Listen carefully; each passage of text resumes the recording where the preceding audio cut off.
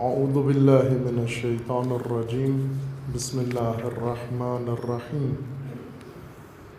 الحمد للہ والصلاة والسلام علی رسول اللہ وآلہ آل اللہ واللعنۃ الدائمۃ علی اعدائہم اعداء اللہ من یوم عداوتہم الی یوم لقاء اللہ اما بعد فقال اللہ تبارک و تعالی فی کتابہ المجید و فرقانہ الحمید اعوذ باللہ من الشیطان الرجیم یا ایہا الذین آمنوا اتقوا اللہ حق تقاتہ ولا تموتن الا وانتم مسلمون صدق اللہ العلی العظیم۔ درود پڑھیے محمد والے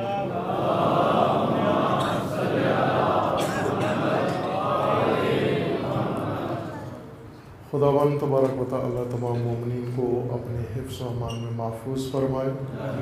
تمام مومنین کی حفظ و سلامتی کے لیے صلوات پڑھیے محمد والے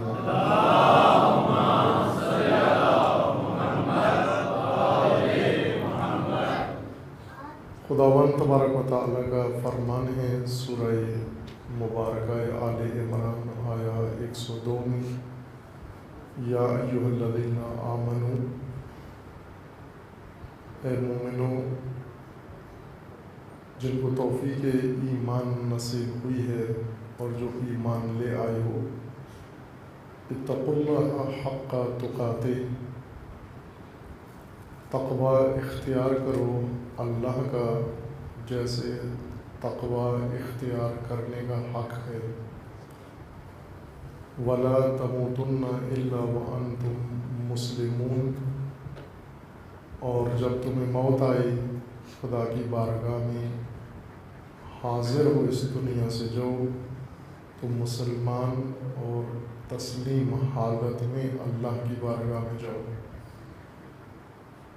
انسان مومن اور غیر مومن اگرچہ بعض چیزوں میں باہم آپس میں شریک ہوتے ہیں، لیکن قرآن کریم نے مومن کو غیر مومن سے جدا کیا ہے، مومن اور غیر مومن میں فاصلہ ڈال دیا ہے، سرحد ڈال دی ہے اور دیوار قائم کر دی ہے۔ مومن کے مقابلے میں قرآن کریم نے بعض اوقات کافر کو ذکر کیا ہے، بعض مواقع پر مشرک کو بیان کیا ہے، اور بعض آیات میں منافق کو ذکر کیا ہے، اور کچھ آیات کے اندر فاسق اور فاجر مومن کے مقابلے میں ہیں۔ یہ طبقات ہیں جنہیں قرآن کریم نے ذکر فرمایا ہے، اور ان سب کے مقابلے میں ایک درجہ انسان کا مومن کا ہے۔ یا ایہا الذین آمنوا، خطاب ہے پروردگار کا مومنوں کو جو ایمان لائے ہو۔ قرآن کریم کی بہت ساری آیات میں انسانوں کو خطاب ہے، مومن اور غیر مومن کی تفریق کے بغیر۔ یا ایہا الناس اعبدوا اللہ، اے لوگو اللہ کی بندگی کرو۔ لیکن اس آیہ کریمہ میں اور اس جیسی دیگر آیات میں اللہ تعالیٰ کا فرمان مومنوں کے لیے ہے، خطاب اہل ایمان کو ہے، یا ایہا الذین آمنوا۔ یوں جہاں سمجھ لیں آپ سادہ زبان میں کہ قرآن ہدایت کا نصاب ہے انسانیت کے لیے، بشریت کے لیے، اور ہدایت کے اس نصاب میں دو طرح کا سبب ہے، ایک عام انسانیت کے لیے ہے، عام بشریت کے لیے ہے جو ابھی ایمان کے درجہ پر فائز نہیں ہوئے، اور کچھ نصاب اس ہدایت کا خاص مومنوں کے لیے ہے جو ہدایت پا کر مرتبہ ایمان پہ فائز انہیں مومن کے لیے، مومن کے ذریعے یا ایھا الذین آمنو، اے لوگو جو ایمان لے آئے ہو، آپ ایمان والو، آپ کے لیے یہ سبق ہے، آپ کے لیے یہ ہدایت ہے، آپ کے لیے یہ مطلب ہے، آپ کے لیے یہ خصوصی خطاب ہے، اہل ایمان کو کہا جا رہا ہے یا ایھا الذین آمنو۔ خصوصیت ہے اس خطاب کے اندر جن میں مومنوں کو اللہ نے خطاب کیا ہے۔ کئی مقامات پر اللہ تعالیٰ نے بعض طبقات کو خطاب نہیں کیا خود، بلکہ فرما دیا کہ قل، اے رسول آپ انہیں کہہ دیجئے۔ اللہ نے انہیں بلا واسطہ خطاب نہیں کیا بلکہ کہلوا دیا۔ آپ بھی جب کسی کو اہمیت دیتے ہیں تو اسے خود کہہ دیتے ہیں، لیکن جب اس قابل نہ سمجھیں اس کو تو کسی کے ذریعے اس کو کہلوا دیتے ہیں۔ اللہ تعالیٰ نے تمام ہدایت انبیاء کے ذریعے سے نازل فرمائی ہے، لیکن انہی صحیفوں میں، آسمانی کتابوں کے اندر بعض لوگوں کو یہ شرف و اعزاز عطا کیا ہے کہ انہیں اللہ نے کہلوایا نہیں ہے بلکہ خود فرمایا ہے، خود خطاب قرار دیا ہے۔ یا ایھا الذین آمنو، رب خطاب کر رہا ہے مربوب کو، خالق مخلوق کو خطاب کر رہا ہے، اور یہ مخلوق اس مقام اور اس درجے پر فائز ہے، اتنا اس نے اعزاز پایا ہے کہ اپنے پروردگار کا مخاطب قرار پایا ہے۔ بات کیا بتائی جا رہی ہے؟ یا ایھا الذین آمنو اتقوا اللہ حق تقاتہ، تقوی اختیار کرو، تقوی الہی، اللہ کا تقوی، اور حق کے تقوی اختیار کرو۔ آپ میں سے شاید بعض لوگ روز جمعہ کے خطبات سن رہے ہوں، مشاہدہ فرما رہے ہوں، چونکہ خطیب جمعہ کے لیے لازم ہے، واجب ہے کہ وہ ایک موضوع دائماً بیان کرے لوگوں کے سامنے، اور وہ تقوی ہے۔ اگر ذکر تقوی خطبہ جمعہ میں نہ ہو، وہ جمعہ کافی نہیں ہوتا، مجزی نہیں ہوتا، جس میں ذکر تقوی نہ ہو۔ 5 چیزیں جو نماز جمعہ کے اندر خطیب جمعہ کے لیے واجب ہیں، ان میں سے ایک ذکر تقوی ہے۔ ان خطبات میں، خطبات جمعہ میں یا روز جمعہ کی جو گفتگو ہوتی ہے، بعض اوقات نماز جمعہ کی ہوتی ہے اور بعض اوقات روز جمعہ کی گفتگو میں ایک موضوع تقوی ذکر ہو رہا ہے۔ اس کا لب لباب میں عرض کرتا ہوں اس آیہ کریمہ کو سمجھنے کے لیے، جسے سرنامہ کلام قرار دیا ہے آپ کی خدمت میں۔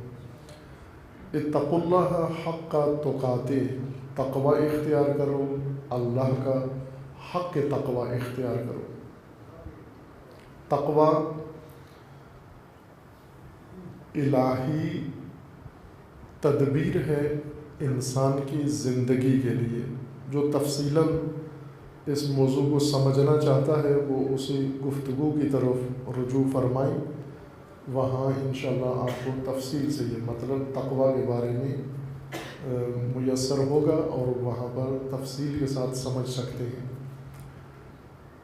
تمہید کے لیے عرض کر رہا ہوں کہ تقوی ہے کیا، حقیقت تقوی کیا ہے، اور اللہ تعالیٰ نے مومنوں کو دعوت دی ہے، خطاب کیا ہے، حکم دیا ہے، تقوی اختیار کرو، متقی بنو، با تقوی بنو اور حق ادا کرو تقوی کا، حق تقاتہ، حق تقوی اختیار کرو۔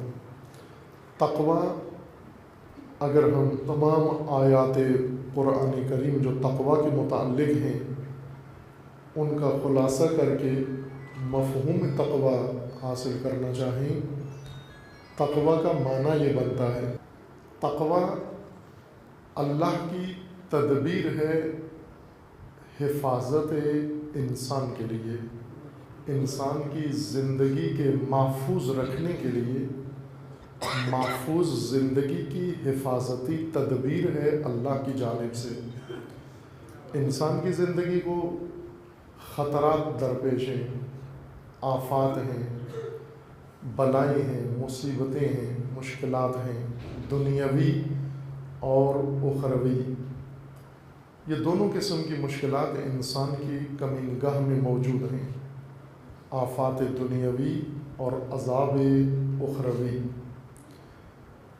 ہم اپنی زندگی میں زیادہ اہتمام حفاظت ہی کے لیے کرتے ہیں، زیادہ خرچہ ہمارا حفاظت کے لیے ہوتا ہے، اپنے جسم کی حفاظت کے لیے، بیماریوں سے محفوظ رہنے کے لیے، اپنے مال و منال کی حفاظت کے لیے، اپنی کھیت و کھلیان کی حفاظت کے لیے، اپنی اولاد کی حفاظت کے لیے، اپنے اہل و عیال کی حفاظت کے لیے، اپنے بچوں کی حفاظت کے لیے اور اپنے تمام متعلقہ امور کی حفاظت کے لیے حفاظتی تدبیریں صبح و شام اختیار کرتے ہیں اور ان کے لیے وسائل فراہم کرتے ہیں اور ان کے مطابق ہم اپنی زندگی کو محفوظ بناتے ہیں۔ آپ دیکھتے ہیں اس کے باوجود بھی بعض اوقات اتنے اہتمام کے بعد بھی ہم اتنے محفوظ نہیں ہوتے، پھر طبیعت خراب ہو جاتی ہے، پھر کوئی بیماری لاحق ہو جاتی ہے، پھر کوئی عارضہ پیش آ جاتا ہے، پھر مال چوری ہو جاتا ہے، پھر کہیں سے نقصان ہو جاتا ہے، پھر کہیں سے کوئی تجاوز کر بیٹھتا ہے، کوئی تعدی کرتا ہے، انسان کا حق تلف کر لیتا ہے، چھین لیتا ہے، ضائع کر لیتا ہے۔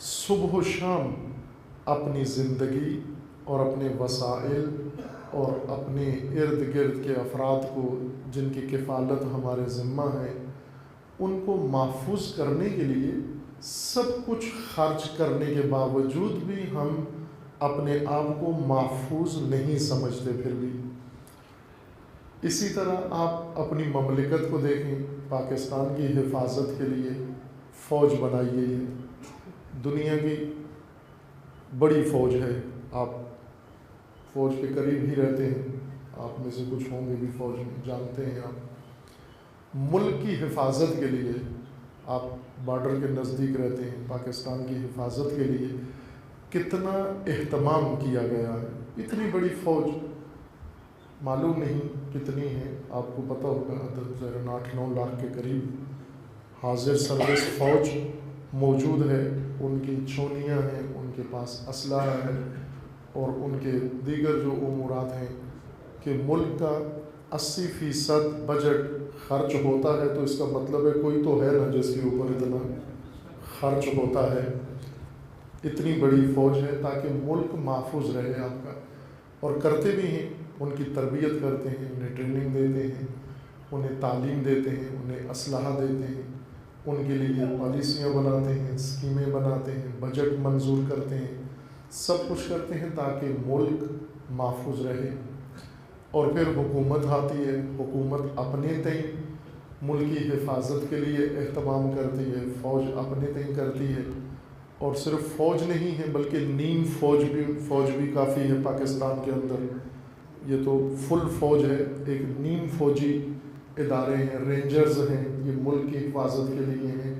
اس کے علاوہ بہت ساری فورسز ہیں اور خفیہ ایجنسیاں ہیں، پولیس ہے۔ یہ سب اہتمام کیا گیا ہے ایک مملکت کی حفاظت کے لیے۔ شاید 100 ادارے بن جاتے ہوں جن کا کام مجموعی طور پر ملک کی حفاظت کرنا ہے، سرزمین کی حفاظت کرنا، مملکت کی حفاظت کرنا، قوم کی حفاظت کرنا، نظام کی حفاظت کرنا، اور اتنا خرچ بھی ہوتا ہے، بلینز ڈالر خرچ کرتے ہیں سالانہ تاکہ ہمارا ملک محفوظ ہو جائے۔ یہ حفاظتی تدبیر ہے، لیکن اس کے باوجود بھی آج دنیا میں سب سے غیر محفوظ ملک پاکستان ہی کو سمجھا جاتا ہے۔ دوسرے ممالک کے لوگ اپنے شہریوں کو باقاعدہ تاکید کرتے ہیں کہ حتی المقدور پاکستان نہ جانا، اگر مجبوری نہ ہو، ضروری نہ ہو تو پاکستان میں قدم نہیں رکھنا، چونکہ وہاں آپ کا کچھ بھی محفوظ نہیں ہے۔ ایسے ہی ہے حقیقتاً خطرات ایک قوم کو، ملت کو، ملک کو، مملکت کو درپیش ہیں، اور حفاظت کے لیے تدبیر کی جاتی ہے، اہتمام کیا جاتا ہے، اقدام کیا جاتا ہے۔ ان تمام تر حفاظتی تدبیروں کے بعد بھی انسان محسوس کرتا ہے کہ ہم محفوظ نہیں ہیں، اور ایسا ہی ہے کہ انسان اپنی حفاظت کے لیے جتنا بھی اہتمام کرے، پھر بھی کوئی ایک ایسا نقص، کمی، نقیصہ رہ جاتا ہے جہاں سے انسان نقصان اٹھاتا ہے، جہاں سے ملک پھر کمزور ہو جاتا ہے، قوم کمزور ہو جاتی ہے، نظام میں کمزوری آ جاتی ہے۔ چونکہ انسانی عمل دخل ہے، انسان جہاں بھی کچھ عمل کرے گا تو انسانی خصوصیات اس کے اندر شامل ہو جاتی ہیں، اور انسان کی خصوصیات میں سے اللہ تعالیٰ نے ایک خصوصیت یہ بیان فرمائی ہے کہ انسان ضعیف پیدا کیا گیا ہے۔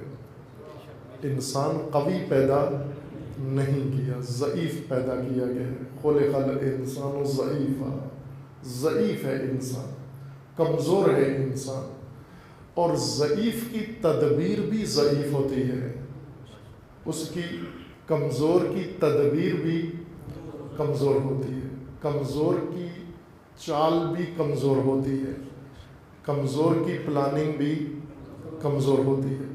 لیکن وہ ذات جس نے اپنا تعارف انسان کو، اپنی مخلوق کو کرایا ہے کہ تمہارا رب قوی ہے، تمہارا پروردگار قدیر ہے، تمہارا رب عزیز ہے، ناقابل تسخیر ہے، تمہارے رب کو کوئی عاجز نہیں کر سکتا، تمہارے رب پر کوئی غلبہ نہیں پا سکتا، تمہارے پروردگار کو کوئی ناکام نہیں کر سکتا۔ اس اللہ نے انسان کو پیدا کیا ہے، انسان کو زندگی اللہ نے دی ہے، اللہ نے دی ہے نا، کسی سنت نے انسان کو زندگی نہیں دی۔ زندگی عطیہ ہے اللہ کا، ہدیہ ہے اللہ کا، تحفہ ہے اللہ کا، اور بہت عالی شان تحفہ انسان کو دیا ہے۔ ویسے تو تمام جانداروں کو اللہ نے جان دی ہے، زندگی دی ہے، حیات دی ہے، لیکن انسان کو ایک الگ طرح کی زندگی دی ہے، ایک الگ طرح کی شاہکار زندگی دی ہے، اور اللہ نے دی ہے۔ خالق حیات انسان، انسان کی زندگی کے بنانے والا اللہ کی ذات ہے۔ جس نے زندگی بنائی ہے وہی زندگی کی حفاظت کی تدبیر بھی کر سکتا ہے۔ یہ نہیں ہو سکتا کہ بنایا کسی اور نے ہو اور محفوظ کوئی اور کر سکے اس کو۔ یہ بڑی وجہ ہے کہ ساری تدبیریں ہماری ہم نے کر لی، ملک بچانے کی تدبیریں کی، ناکام ہو گئی، قوم بچانے کی تدبیریں کی، ناکام ہو گئی۔ ابھی پاکستان کو کہاں سے زیادہ خطرہ ہے یہ ابھی تک کوئی مفتی فیصلہ نہیں کر سکا، نہ سیاسی مفتی، نہ فوجی مفتی، نہ میڈیا کا مفتی، نہ دین و مذہب کا مفتی، کہ پاکستان کو سرحدوں کے باہر سے زیادہ خطرہ ہے یا پاکستان کو سرحدوں کے اندر سے زیادہ خطرہ ہے۔ اگر باہر دیکھیں تو اندر کے خطروں سے زیادہ باہر خطرے نظر آتے ہیں، اور اگر اندر جھانک کے دیکھیں تو باہر کے خطروں سے زیادہ اندر خطرے نظر آتے ہیں۔ تو جب دونوں طرف سے سرحدوں کے اندر بھی غیر محفوظ، سرحدوں کے باہر بھی غیر محفوظ، اور 70 سال سے سب سے زیادہ پاکستان کا بجٹ حفاظت پہ خرچ ہوا ہے، اور آج نہ اندرونی طور پر محفوظ ہے نہ بیرونی طور پر محفوظ ہے۔ یہ تو 70 سال ہیں، اگر 70,000 سال بھی اپنے ضعیف مغز سے کوشش کر کے اس ملک کو محفوظ بنانے کی کوشش کرو گے تو بھی غیر محفوظ ہی رہو گے، اس لیے کہ محفوظ وہ کر سکتا ہے جو قوی ہو، محفوظ وہ کر سکتا ہے جو قدیر ہو، محفوظ وہ بنا سکتا ہے جو مغلوب نہ ہو سکتا ہو، محفوظ وہ بنا سکتا ہے جسے کوئی عاجز نہ کر سکتا ہو، محفوظ وہ بنا سکتا ہے جسے کوئی ناکام نہ کر سکتا ہو، جسے کوئی شکست نہ دے سکتا ہو، جس کا کوئی مقابلہ نہ کر سکتا ہو، اور وہ ایک ذات وحدہ لا شریک ہے، وہ تمہارا رب ہے، وہ تمہارا خالق ہے، وہ تمہارا مالک ہے، وہ تمہارا الہ و معبود ہے، اس کے علاوہ کوئی بھی تمہیں محفوظ نہیں رکھ سکتا۔ خداوند تبارک و تعالیٰ نے انسان کو پیدا کیا، مقصد دیا اور حیات دی، اور ساتھ بتا بھی دیا کہ یہ حیات خطرے میں ہے۔ انسان کو بنا کے پہلی خبر کیا دی؟ آدم کو پیدا کیا اور پہلی آگہی آدم کو دی، آدم آپ اللہ کے خلیفہ ہو، لیکن خیال رکھنا کہ یوں نہیں کہ اللہ ہے اور تو اللہ کا خلیفہ ہے اور یہ زمین ہے اور کچھ بھی نہیں ہے، بلکہ جان لو کہ شیطان بھی ہے، اور شیطان تیرا عدو ہے اور کھلا دشمن ہے، اور اس کے پاس محکم مستحکم تدبیر ہے تجھے زوال پذیر کرنے کی، تجھے خراب کرنے کی تدبیر ہے شیطان کے پاس، لہٰذا تو محفوظ نہیں ہے، چونکہ تیرا دشمن بھی موجود ہے۔ جب دشمن موجود ہو پھر حیات محفوظ نہیں ہوتی۔ حیات کو محفوظ رکھنے کے لیے اللہ نے انسان کے لیے تدبیر بیان فرمائی، تدبیر مقرر فرمائی، پلاننگ جس کو آپ کہتے ہیں اپنی زبان میں، لنڈے کی زبان میں۔ لنڈا تو سمجھتے ہیں کیا رائج اصطلاح ہے؟ لنڈا کہتے ہیں کسی قوم کے اترے ہوئے کپڑے کوئی دوسری قوم پہن لے، فخریہ طور پر یا مجبوری کی وجہ سے۔ کسی قوم کی استعمال شدہ چیزیں دوسری قوم اگر لے لے تو اسے کیا کہتے ہیں؟ لنڈا، لنڈا پوش، لنڈا پہنے ہوئے، اور لنڈا پہن کے پھر شخصیت بنانا، پرسنالٹی بنانا۔ تو یہ صرف کپڑوں کے ساتھ تو مخصوص نہیں ہے کہ اگر ایک قوم کپڑے پہن کے اتار کے بھیج دے اور ہم پہن لیں وہ لنڈا کہلاتا ہے۔ تو اگر ایک قوم اپنا تعلیمی نظام بنائے پھر وہ بھیج دے ہمیں، اور پھر وہ ہم لے کے اپنی چوزوں کو اس میں ڈال دیں تو وہ بھی تو لنڈا ہی ہے۔ اور ایک قوم اگر ایک زبان بولتی ہو، بولی ہو اس کی، گفتگو کرتی ہو، ایک لینگویج ہو اس کی، اور ایک دوسری قوم کی بھی اپنی بھی زبان ہو، اپنی قومی زبان ہو، اپنی مادری زبان ہو، لیکن یہ قوم اپنی قومی زبان بولنے میں شرم محسوس کرتی ہو، عار محسوس کرتی ہو، اور دوسری قوم کی زبان بولنے میں فخر محسوس کرتی ہو، تو ظاہر لنڈا پوش ہیں، لنڈا گو ہیں، لنڈا آموز ہیں۔ ظاہر لنڈے کی حکومت ہے، ہر چیز لنڈے کی جب ہو جائے کسی مملکت کے اندر سمجھتے وہی ہیں۔ پلاننگ کہتے ہیں لنڈے کی زبان میں، تدبیر کو پلاننگ کہتے ہیں، منصوبہ بندی، تدبیر کرنا، چارہ جوئی کرنا۔ اللہ نے انسان کو حیات عطا کی ہے، اس حیات کی حفاظت کا اہتمام کیا ہے، تدبیر کی ہے، چارہ جوئی کی ہے، منصوبہ دیا ہے، پلاننگ کی ہے، اور اسی پلاننگ کا نام تقویٰ رکھا ہے، اسی کا نام تقویٰ رکھا ہے۔ اب یہاں تھوڑی سی ایک الجھن ہے، گفتگو جمعہ میں وضاحت سے عرض کی ہے کہ دین کو سمجھنے میں ہم نے کوئی اہتمام نہیں کیا ہوا۔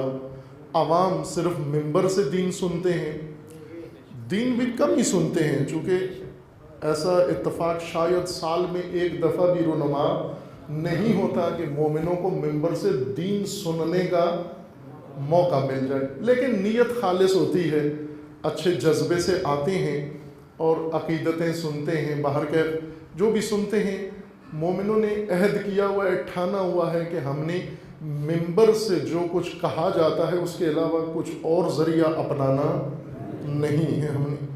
ہم نے صرف ممبر سے سننا ہے۔ سنانے والوں نے عہد کیا ہوا ہے ہم انہیں دنیا کی ہر چیز سنائیں گے سوائے دین کے۔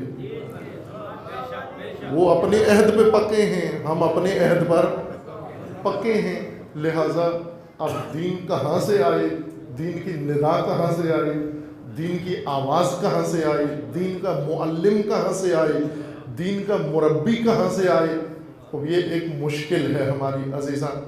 لیکن جو جاتے ہیں، ذرا اس سے آگے بھی جاتے ہیں، مدرسوں میں چلے جاتے ہیں کہ وہاں دین اچھا پڑھایا جاتا ہے، علمی بنیاد کے ساتھ پڑھایا جاتا ہے، وہاں بھی ایک مشکل ہے کہ ہم قرآن کریم کے معارف اور معالم اور مطالب کو ہم مدرسوں میں بیٹھ کر بھی علوم کی عینک سے فقط دیکھتے ہیں۔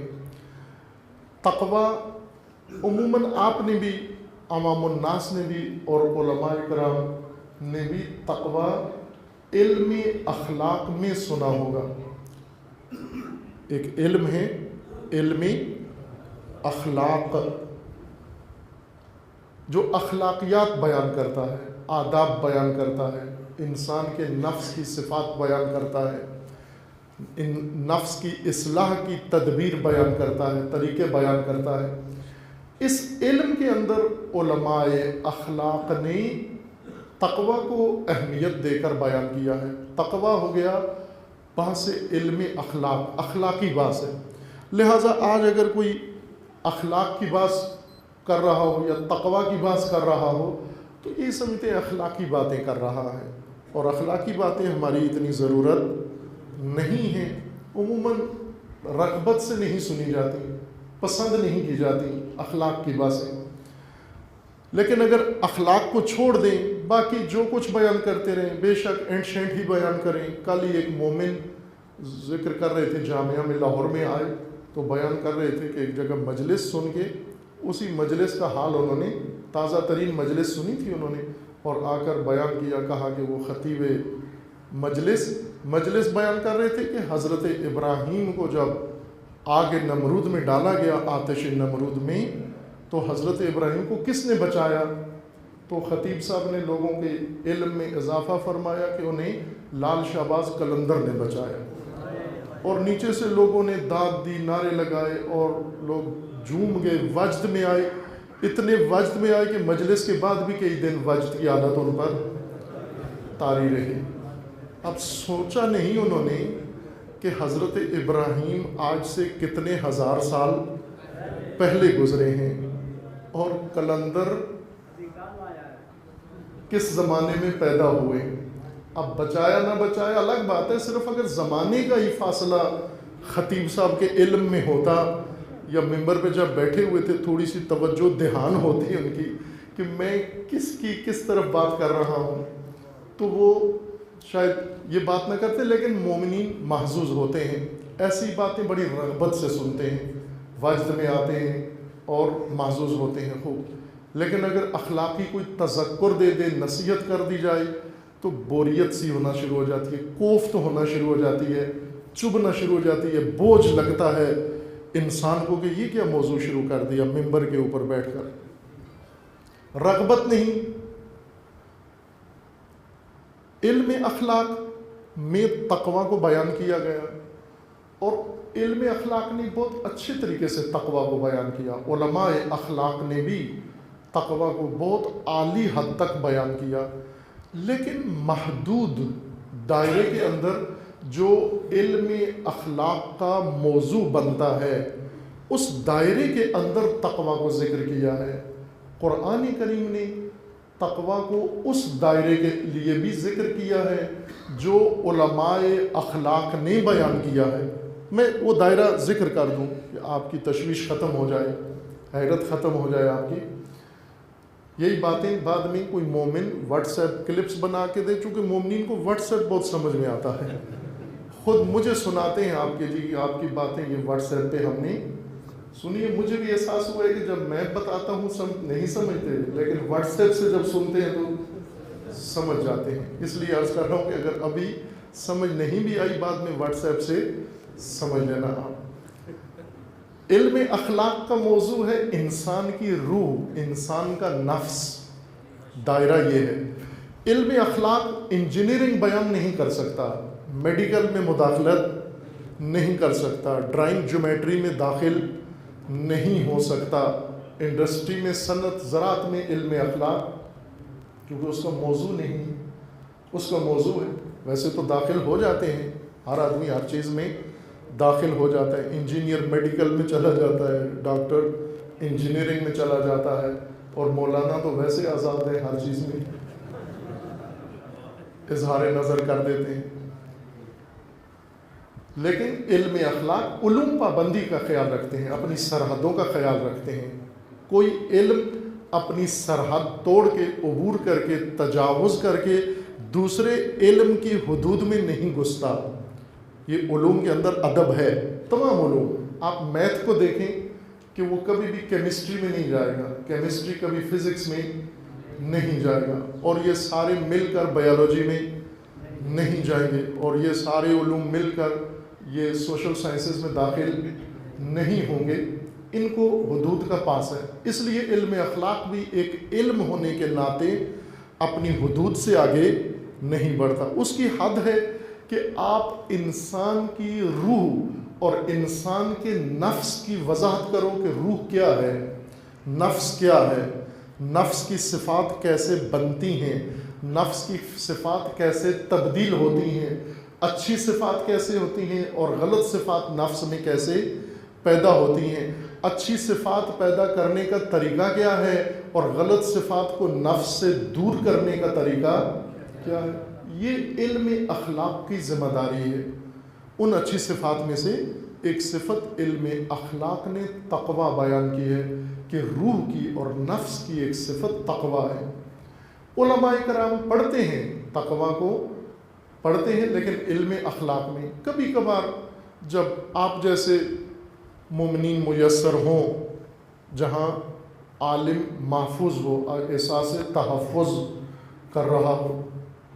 علماء ویسے شیعہ مذہب میں ہے نا تقیہ ہے تو قرآن میں سارے مذاہب میں تقیہ ہے، عملاً سب تقیہ کرتے ہیں، لیکن جب بات اچھالنی ہو تو فقط شیعہ کے اوپر ڈال دیتے ہیں کہ شیعہ تقیہ کرتا ہے. سارے تقیہ کرتے ہیں. کوئی مسلک روئے زمین پر ایسا نہیں ہے جس میں تقیہ نہ، تقیہ سرہانے کو کہتے ہیں. کاف، کتاب والے کاف کے ساتھ تقیہ، اس کا معنی ہوتا ہے سرہانہ، جس کے اوپر سر رکھ کے آپ سوتے ہیں یا جس کی ٹیک لیتے ہیں. اصل تقیہ وہ ہے جس کی اتقا، ٹیک لینے کو کہتے ہیں، ٹیک لگانا.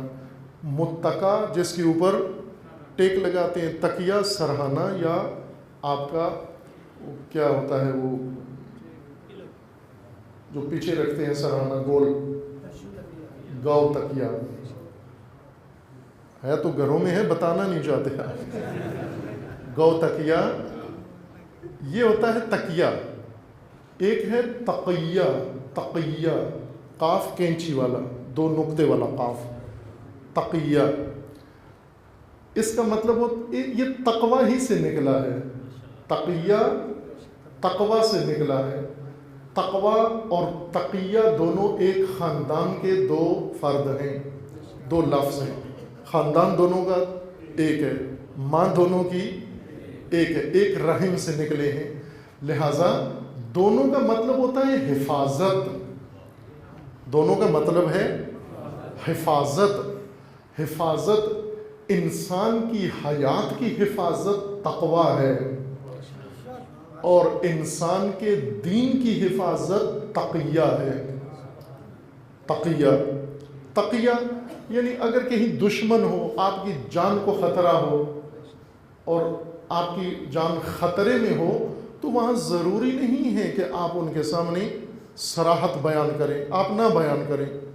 چونکہ صراحت کرنے سے، صریح بیان کرنے سے، واضح کرنے سے بات آپ کی جان کو خطرہ ہے.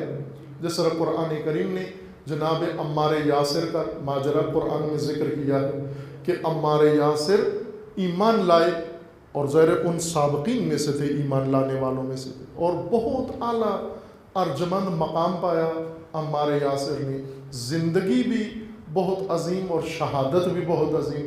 اسی لیے رسول اللہ کا فرمان تھا کہ عمار یاسر کی شہادت میری امت کے اندر حق اور باطل کی نشاندہی کرے گی۔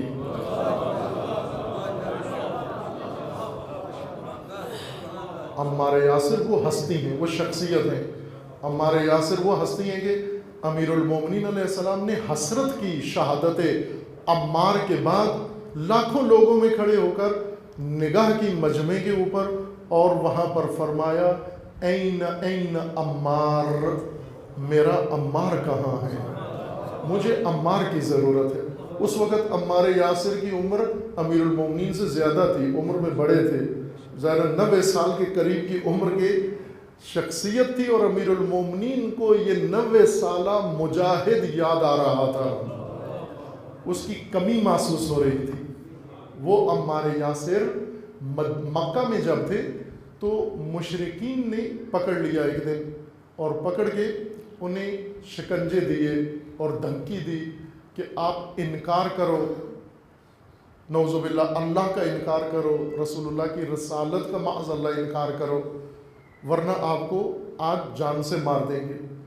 ان کی دھمکی میں آ کر اور جان بچانے کے لیے عمار یاسر نے وہ اظہار کر دیا جو انہوں نے کہا تھا، اور بعد میں یہ کر کے واپس آئے رسول اللہ کی خدمت میں اور آ کر بتا دیا کہ آج یہ واجرہ ہوا ہے، میرے ساتھ انہوں نے یہ واقعہ اختیار کیا رویہ، اور میں نے یہ تدبیر کی، اور ساتھ افسوس بھی کیا، استغفار بھی کی، توبہ بھی کی، اور رسول اللہ سے بھی معذرت کی اور معافی مانگی، اور عرض کیا کہ آپ بھی خداوند تبارک و تعالیٰ سے میرے لیے استغفار طلب کریں۔ بعض مومنین جو اس وقت صحابہ تھے، انہوں نے جب یہ جملہ سنا، جو اس قسم کی صورتحال میں کبھی آئے نہیں تھے، خطرے میں کبھی گرے نہیں تھے، ہمیشہ پرامن تھے۔ جو ہمیشہ پرامن ہوتے ہیں انہیں نہیں پتہ ہوتا کہ جو خطرے میں گھرا ہوا ہے اس پر کیا گزر رہی ہے، کیا بیت رہی ہے۔ تو وہ جو ہمیشہ پرامن تھے انہوں نے باتیں بنانا شروع کر دی، یہ کیسا مومن ہے، یہ ایک تماچا لگا تو انکار کر کے آ گیا، فلاں کر دیا، یہ تو ایمان ان سے دور ہو گئے، یہ اب مومن نہیں رہے، باتیں بنانا شروع کی۔ قرآن کریم کی صریح آیت ہے کہ وہ شخص جس کا دل ایمان کی نورانیت سے منور تھا، لیکن اس نے خطرہ ٹالنے کے لیے اپنی زبان سے وہ کلمات جاری کر دیے، یہ مومن ہے، اس کا دل ایمان کی نورانیت سے بھرا ہوا ہے، اور اللہ اس کے ایمان کی گواہی دیتا ہے۔ رسول ان کو بتا دے، یہی تقیہ ہے کہ جہاں کبھی جان کو خطرہ ہو جائے اور ایمان خطرے میں ہو تو وہاں پر انسان وضاحت نہ کرے، یعنی حفاظت کرے، اپنی زندگی کی حفاظت، اپنے دین کی حفاظت کا نام تقیہ ہے، دشمن جہاں ہو۔ لیکن پاکستان میں علماء تقیہ کرتے ہیں، دشمن سے نہیں کرتے، چونکہ دشمن سے کبھی ان کو پالا ہی نہیں پڑا، ان کا واسطہ روزانہ مومنین سے ہوتا ہے، اور ڈرتے بھی فقط مومنین سے ہیں، باقی کسی سے نہیں ڈرتے۔ حقیقت ہے علماء الحمدللہ دلیر ہیں، دشمن کی ذرا پرواہ نہیں کرتے، لیکن مومن سے بہت ڈرتے ہیں۔ اگر مومن سامنے بیٹھے ہوں اور مومن کسی چیز کو پسند نہ کرتے ہوں، عالم ممبر پہ بیٹھ کے بیان کرنے کی جرات نہیں کرتا۔ کیوں؟ ہر چیز خطرے میں ہے، ہر چیز خطرے میں ہے۔ مسجد میں ان کی امامت خطرے میں ہے، اور کوئی اگر مصروفیت ہے وہ خطرے میں ہے، مجلس پڑھواتے تھے وہ بھی خطرے میں ہیں، عشرہ خطرے میں ہیں، باقی تمام سارے امور خطرے میں ہیں۔ اس لیے اس خطرے میں حفاظتی تدبیر یہ کرتے ہیں کہ مومنین کو بہت کم وہ نقطے بتاتے ہیں جو مومنین کو پسند نہ ہو یا سننا نہ چاہتے ہیں۔ یہ تقیہ کے ذریعے سے کرتے ہیں. تقیہ دشمن کے مقابلے میں ہے، نہ اپنی امت کے مقابلے میں. اگر ایک استاد اپنے شاگردوں سے تقیہ شروع کر دے، انہیں نہ پڑھائے اس لیے کہ انہیں، وہ شاگرد تو ہم ایسے ہی ہوتے ہیں. آپ ٹیچر حضرات تشریف فرما ہوں گے، معلمین، بہت کم ایسے معلم خوش قسمت ہوں گے جن کو ایسے شاگرد ملے ہیں جنہیں پڑھنا پسند ہو. اکثر شاگردوں کو پڑھائی پسند نہیں ہوتی. بلکہ ایک دفعہ ایک شہر میں گئے، وہاں دھماکہ ہوا تھا، بم دھماکہ، جلوس اعضاء میں دھماکہ ہوا. تو وہاں مومنین کے ہاں جانا ہوا. انہوں نے بتایا جی کہ 2 چھوٹے بچے، ان کے کم عمر بچے نوخیز کھڑے ہوئے تھے. انہوں نے بتایا کہ یہ ہمارے بچے بھی دھماکے کے بالکل قریب تھے اور ان کے ارد گرد کے مومنین شہید ہو گئے. یہ 2 بچے ہمارے اللہ نے بچا لیے ہیں اور یہ محفوظ ہیں. یہ انہوں نے بتایا. تو وہ بچے فوراً بول پڑے. ایک بچہ ان میں سے بول پڑا، کہتا ہے کہ اچھا ہوتا ہم بھی وہاں پر شہید ہو جاتے. میں بہت خوش ہوا اس بچے کی یہ جذبہ دیکھ کر کہ موت سے ڈرتا نہیں ہے، اس کو بم دھماکوں کی کوئی پرواہ نہیں ہے اور اتنا پکا. تو میں نے کہا کہ بیٹا بتاؤ کہ شہادت اتنی کیوں پسند ہے آپ کو کہ آپ مرنا چاہتے ہو؟ کہتے ہیں اس لیے کہ اگر وہاں مر جاتا تو سکول سے جان چھوٹ جاتی. سکول اتنا سخت ہے بچوں کے لیے کہ موت کو ترجیح دیتے ہیں. لیکن استاد تقیہ نہیں کرتا، پھر بھی ان بچوں کو تعلیم دیتا ہے، پھر بھی ان کو پڑھاتا ہے. عزیزان، اسی طرح علماء معلم ہیں امت کے. اگر یہ امت سے ہی تقیہ شروع کر دیں گے تو امت کو پڑھائے گا کون؟ ان کو سکھائے گا کون؟ علم اخلاق میں نفس کی اصلاح، نفس کی تعمیر، نفس کی تہذیب بیان کی جاتی ہے. اور تقویٰ کو نفس کے لیے کہ ایک صفت نفس کے لیے ہے. لیکن قرآن کریم میں تقویٰ نفس سے زیادہ وسیع اور پھیلا ہوا ذکر کیا گیا ہے.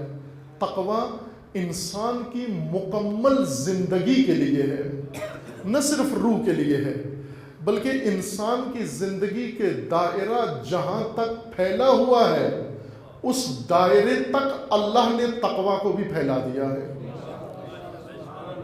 روح و نفس کے لیے بھی تقویٰ ہو، آپ کی صفات کے لیے بھی تقویٰ ہو، آپ کی عادات کے لیے بھی تقویٰ ہو، اور ہر امر کے لیے. اور خصوصاً آپ کی زندگی کا ایک اہم پہلو آپ کی سیاسی زندگی ہے، آپ کی مملکت ہے اور آپ کا اجتماعی نظام ہے. آپ خود ہی بتا دیں کہ آپ کی زندگی کا زیادہ پہلو، زیادہ عمل دخل آپ کی زندگی میں کس چیز کا ہے؟ حکومت کا ہے یا کسی اور کا ہے؟ آپ مرد حضرات بتائیں کہ زوجہ زیادہ آپ کے امور میں مداخلت کرتی ہے یا حکومت؟ زیادہ جواب دے کس کے سامنے ہیں؟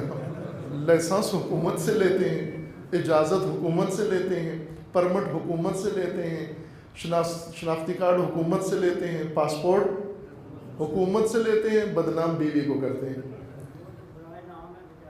وہ بھی برائے نام ہے بیچارے مظلوم.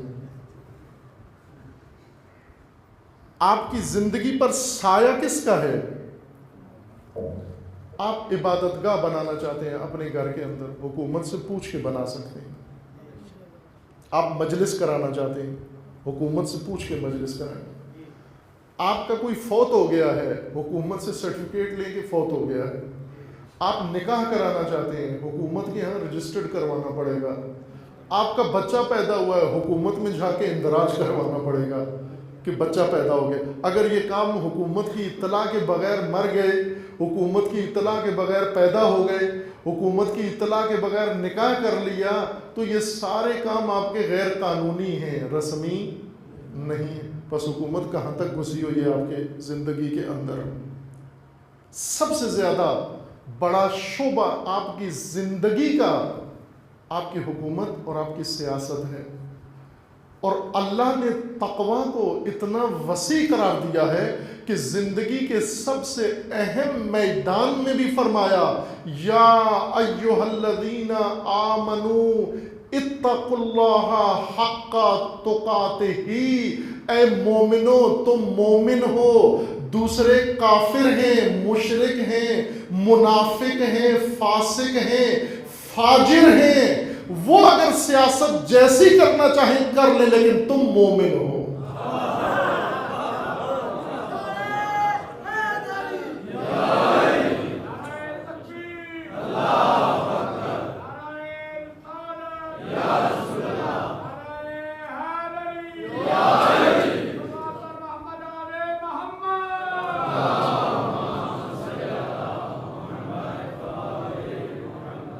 مومن ہو، یا ایھا الذین آمنو۔ اگر آپ ساری عمر اس ایک خطاب کے شکرانے کے طور پر ساری عمر سجدے میں رہیں، اس ایک خطاب کا حق ادا نہیں ہوتا۔ اور وہ کیا ہے کہ اللہ نے آپ کو خطاب کیا ہے۔ موسیٰ علیہ السلام یہی ایک خطاب سننے کے لیے، اے موسیٰ، یا موسیٰ، یہ ایک خطاب سننے کے لیے موسیٰ نے کیا جتن کیے، ایک خطاب سننے کے لیے، یا موسیٰ، کہ میرا رب مجھ سے ہم کلام ہو جائے، ایک دفعہ مجھ سے میرا پروردگار بات کرے، ایک دفعہ پروردگار کی جانب سے ندا آئے، یا موسیٰ۔ بقول حافظ شاعر کے، از تو بے یک اشارے از ما بسر دویدن، اللہ کو خطاب کر کے عاشق معشوق کو کہہ رہا ہے کہ معشوق اگر ایک اشارہ کر دے تو میں پاؤں سے نہیں سر کے بل دوڑتا ہوا آؤں گا۔ اگر اس کا ایک اشارہ ہو جائے، از تو بے یک اشارے از ما بسر دویدن، تو ایک اشارہ تو کر کے دیکھ، میں سر کے بل دوڑتا ہوا تیرے قدموں میں آؤں گا۔ موسیٰ اس طرح بے تاب ہیں کہ ایک اشارہ پروردگار کی جانب سے آ جائے، موسیٰ سر کے بل دوڑتے ہوئے خدا کی بارگاہ میں چلے جائیں گے۔ اے عزیز من، اے مومن، جب موسیٰ کو اتنی بے تابی ہے کہ ایک دفعہ پروردگار کا خطاب سنے، یا موسیٰ، تو ہو جائے کلیم اللہ، جس سے اللہ نے کلام کیا ہے۔ تو کتاب کھول کے دیکھ، قرآن کھول کے دیکھ، ہر تیسری چوتھی آیت کے اندر خدا کا فرمان ہے، یا ایھا الذین آمنو، اے مومن، اے مومن، اے مومن۔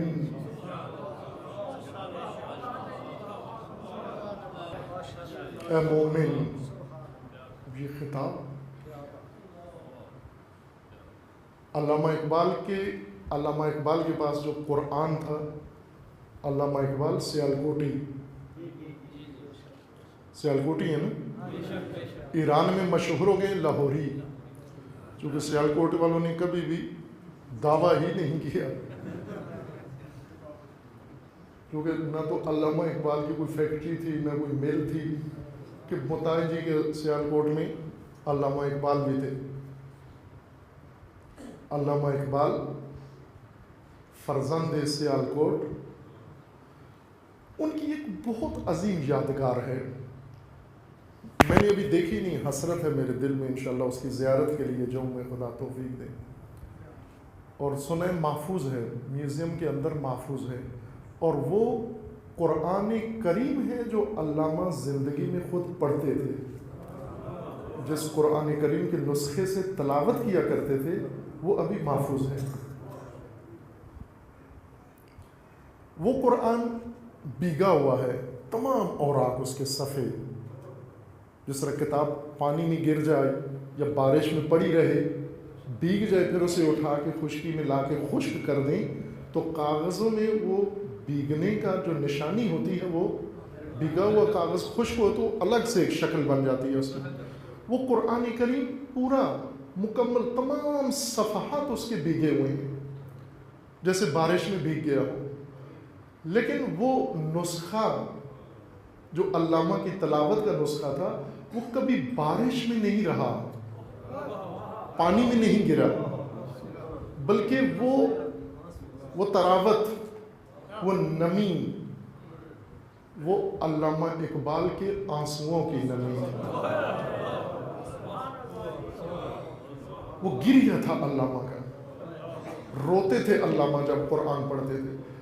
آخر ہم جب کھولتے ہیں تو ہمیں سمجھ نہیں آتی کس بات پہ روئیں، آخر قرآن میں تو کوئی مصائب نہیں ہے، کہاں پہ روئیں؟ عزیز من، رونے کے لیے یہ کافی نہیں ہے۔ یا ایھا الذین آمنو، اے خدا کہہ رہا ہے، پروردگار کہہ رہا ہے، اے وہ ہستی، اے وہ شخص جو ایمان لایا ہے۔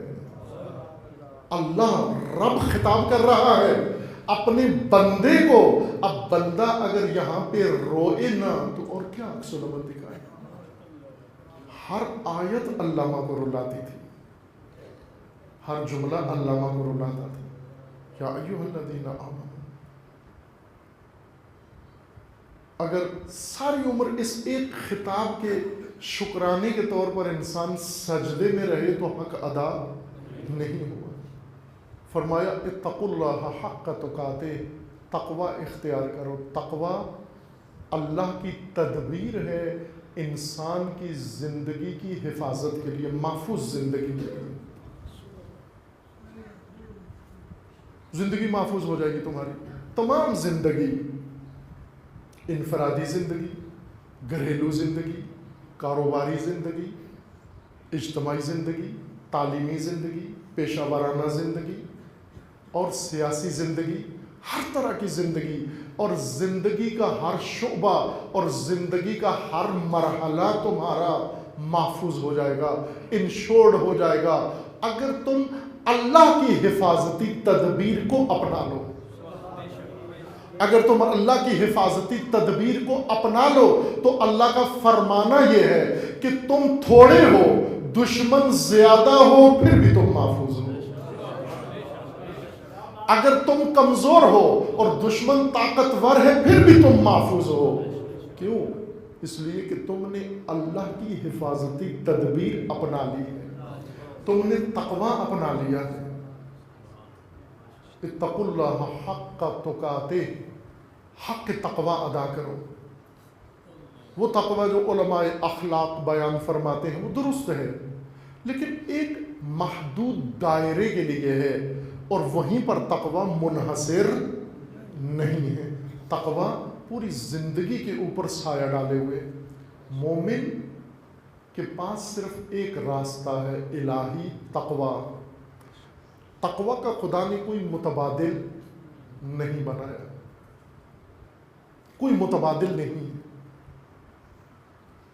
متبادل دین بنی اسرائیل نے متعارف کروایا ہے کہ ایک اللہ کی طرف سے آتا ہے دستور، اور ایک بنی اسرائیل کے احبار ہیبر اور راہب، انہوں نے بتایا کہ نہ، یہ جو اللہ نے بتایا ہے یہ بھی ایک آپشن ہے، لیکن ایک اور بھی آپشن ہے، اور بلکہ کئی اور آپشن ہیں۔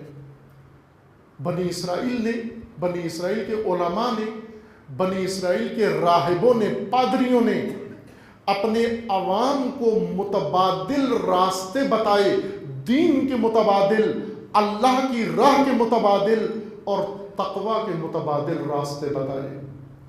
قرآن کھول کے پڑھیے گا، وہ متبادل راستے موجود ہیں، اور بنی اسرائیل آج تک ان متبادل راہوں کے پابند ہیں، لیکن اللہ کی تدبیر کے پابند نہیں ہوئے۔ عزیزان، ہم بھی غور کریں اپنی زندگی کے اوپر کہ اللہ نے فقط ایک تدبیر انسان کی حیات کے لیے، ایک منصوبہ انسان کی حیات کے لیے، ایک طرز زندگی، ایک انداز زندگی اور ایک سیاسی زندگی انسان کے لیے مقرر فرمائی، اور وہ ہے تقوی۔ متبادل نہیں رکھا کہ مومن کے لیے آپشنل ہو، میں چاہوں تو تقوی کی راہ پر جاؤں اور چاہوں تو اپنی علاقائی راہ پر چلوں، چاہے تو اپنی آبائی راہ پر چلوں، چاہے تو اپنی کسی اور سلسلے کو پیروی کر لوں، لیکن ہر صورت میں بعض لوگ ہوتے ہیں گمان یہ کرتے ہیں، جیسے ہمیں بتایا گیا متبادل دین کہ مجتہدین اور مفتی بہت زیادہ ہیں۔ مثلا آپ حفاظتی تدبیر کی ایک نشانی آپ کو بتائی گئی ہے انگوٹھی، انگوٹھی بھی انسان کو بچاتی ہے۔ آپ انگوٹھی بچاتے ہو یا انگوٹھی آپ کو بچاتی ہے؟ انگوٹھی کی حفاظت کون کرتا ہے؟ وضو کے لیے اتارتے ہو، کبھی بھول جاتے ہو وہیں پر، کتنی انگوٹھیاں ابھی تک گم کر چکے ہیں ہم، کتنی انگوٹھیاں چوری ہو گئی ہیں آپ کی، کتنی انگوٹھیاں کھو گئی ہیں. مردوں کی کھوئی ہونے، عورتوں کی زیادہ گم ہو جاتی ہیں انگوٹھی، چونکہ انہیں نئی بنانے کے لیے پرانی گم کرنا پڑتی ہے، ورنہ نئی انگوٹھی بنتی نہیں، ملتی نہیں. انگوٹھی انسان کی ملکیت ہے، انسان بچاتا ہے، اس کو محفوظ رکھتا ہے. انگوٹھیاں کسی کو محفوظ. انگوٹھی پہنیے، مستحبات میں سے ہے، زینت کے طور پر پہنیے، مستحب کے طور پر پہنیے، علامت کے طور پر پہنیے. اس کے علاوہ انگوٹھی کی کوئی اور ذمہ داری نہیں ہے. انگوٹھی آپ کی صحت سے کوئی تعلق نہیں رکھتی، آپ کے رزق سے کوئی تعلق نہیں رکھتی، آپ کے کاروبار سے کوئی تعلق. البتہ انگوٹھی بیچنے والے کی انگوٹھی اس کے کاروبار سے تعلق رکھتی ہے، چونکہ اس کا کاروبار چلتا ہی اسی سے ہے، اور وہ انگوٹھی کو ہر چیز سے، مومن کی ہر چیز میں داخل کرتا ہے انگوٹھی کو. انگوٹھی ہوگی تیرا رشتہ آئے گا، یہ انگوٹھی پہنے گا تیرا ویزا آئے گا، یہ انگوٹھی پہنے گا تیرا ایڈمیشن ہوگا، یہ انگوٹھی پہنے گا تجھے بیماری ٹھیک ہو جائے گی، یہ انگوٹھی پہنے گا تجھے. نہ عزیز من، انگوٹھی پہنو زینت کے طور پر، زینت ہے. مرد پہنے، سونے کی نہ پہننا، مرد کے لیے حرام ہے سونے کی انگوٹھی پہننا، ریشم کا لباس پہننا، ریشم کا لباس پہننا اور سونے کی انگوٹھی پہننا. مرد کے لیے سونے کی کوئی چیز پہننا مرد کے لیے حرام ہے. جو پوشاک کے زمرے میں آتی ہو، زینت کے زمرے میں نہ پہنے، حرام ہے. اور ریشم کے کپڑے نہ پہنے. ریشم کے کپڑے پہنے ہوتے ہیں سب نے، پتہ نہیں ہے کہ یہ ریشم ہے، بوز کی ریشم ہے،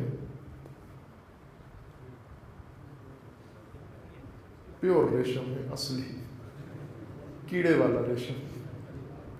ریشم کے کپڑے مرد نہیں پہن سکتا، نماز پڑھو کہ باطل ہے. پوز کی پہن کے مومن ہونا، مومن ہونا. تو مومنوں کے لیے تو اللہ نے تدبیر کی ہے، یہ منصوبہ بنایا ہوا ہے. مومنوں کے لیے تو اللہ نے پورا پروگرام رکھا ہوا ہے. یا ایھا الذین آمنو، تم ادھر ہو جاؤ، مومنوں ادھر ہو جاؤ. کیوں؟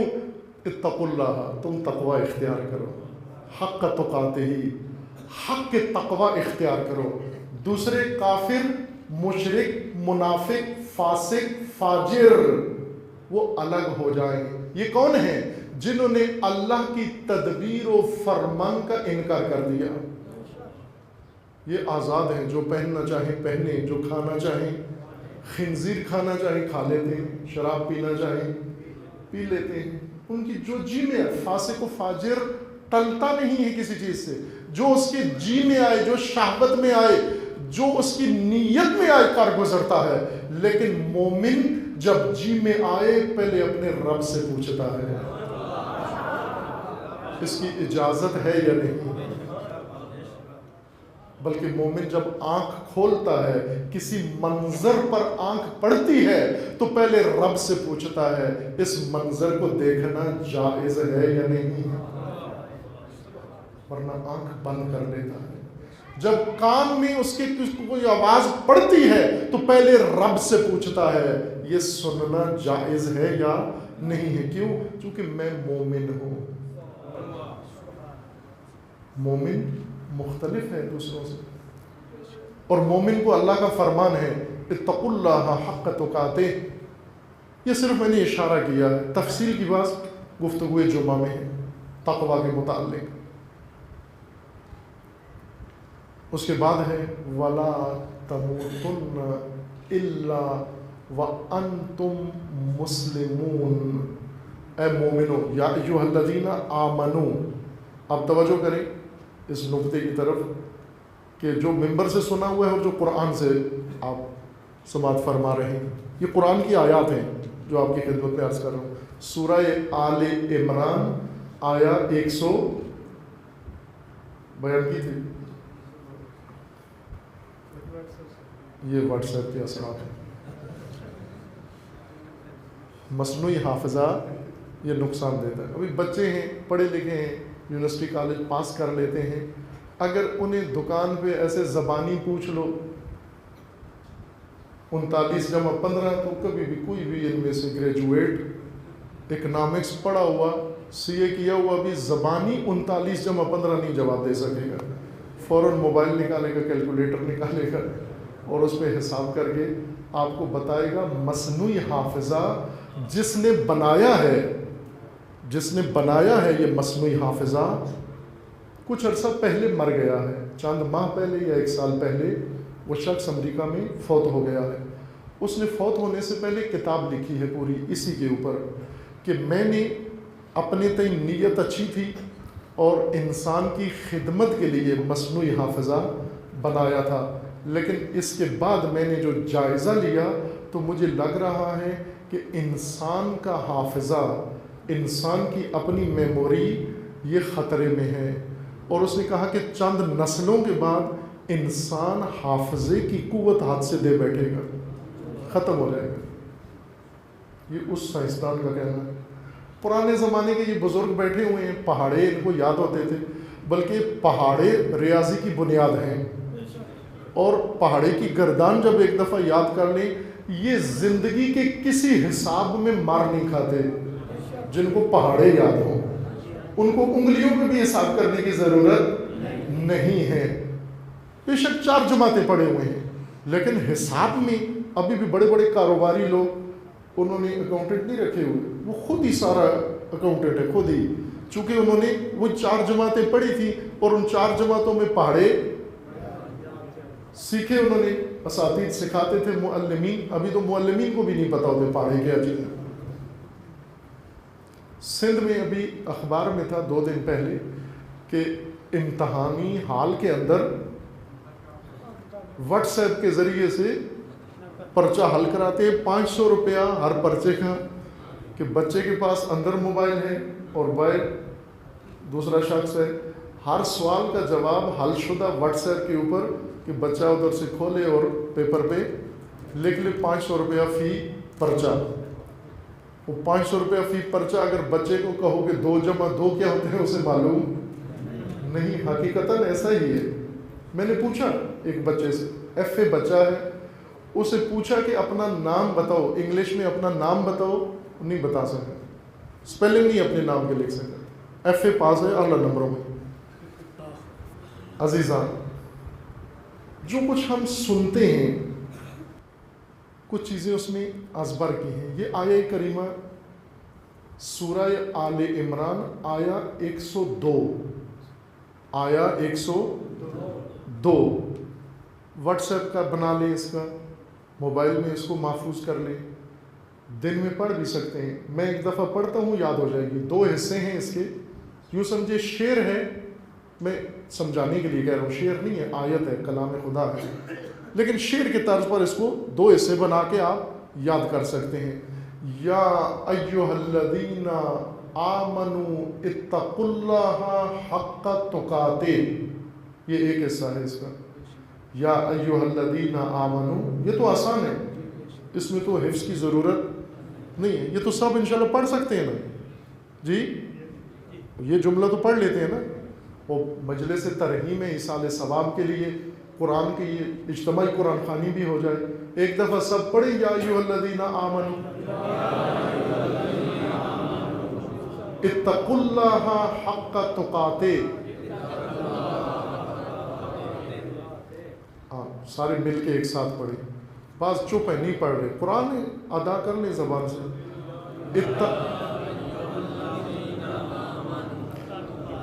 میں پہلے پڑھتا ہوں، آپ میرے ساتھ پیچھے پڑھیں۔ یا ایھا الذین آمنوا اتقوا اللہ حق تقاتے ولا تموتن الا وانتم مسلمون، سادہ سی ہے۔ پھر میں پڑھتا ہوں، اب آپ نہ پڑھیں۔ یا ایھا الذین آمنوا اتقوا اللہ حق تقاتہ ولا تموتن الا وانتم مسلمون، سورہ آل عمران آیہ 102۔ یا ایھا الذین آمنوا خطاب ہے، اے مومنو جب مرو تو مسلمان مرنا، اے مومنو جب مرو تو مسلمان مرنا۔ اور بہت کمال ہے وہ مومن جو مرے تو مسلمان مرے، اسلام پہ مرے، ایمان پہ مرے،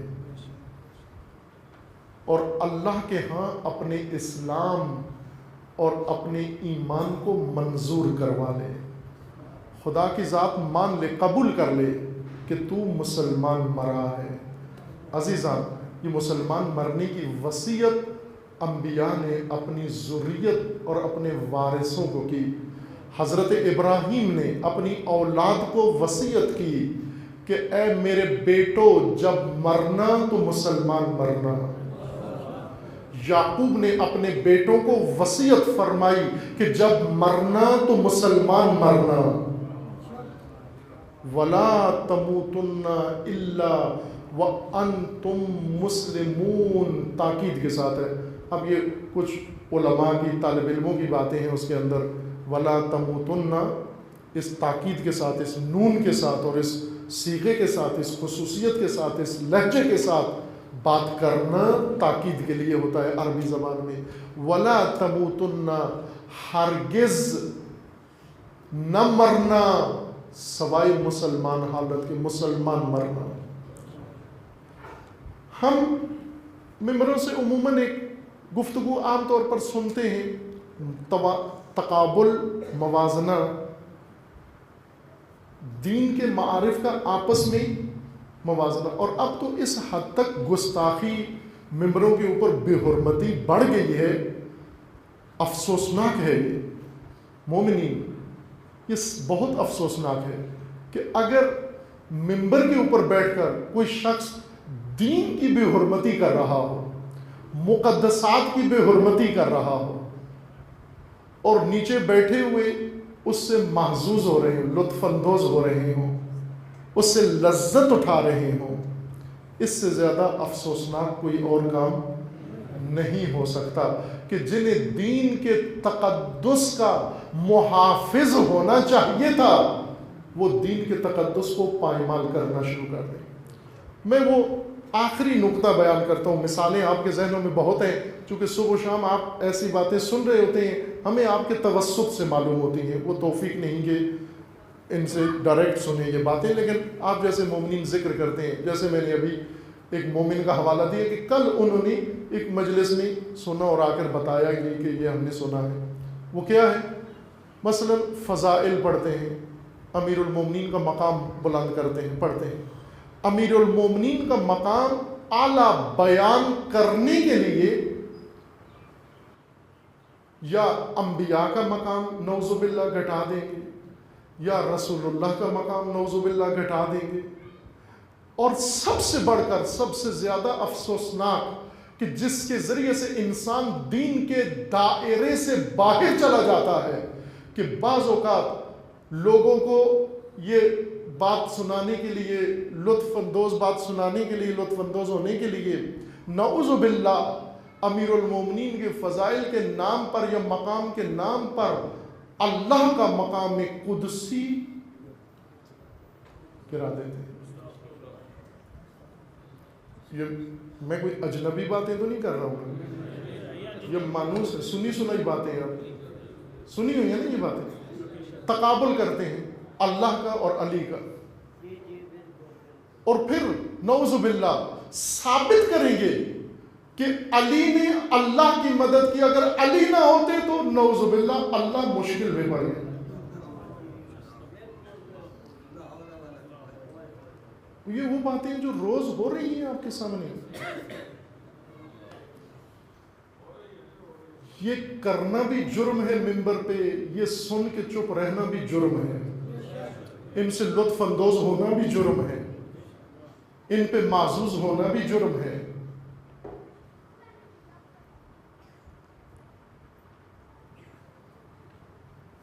امیر المومنین کے فضائل اس قدر عالی ہیں، امام خمینی فرماتے ہیں کہ ابھی بشر معرفت کے لحاظ سے اس مقام تک نہیں پہنچا کہ علی ابن ابی طالب کے فضائل کو درک کر سکے۔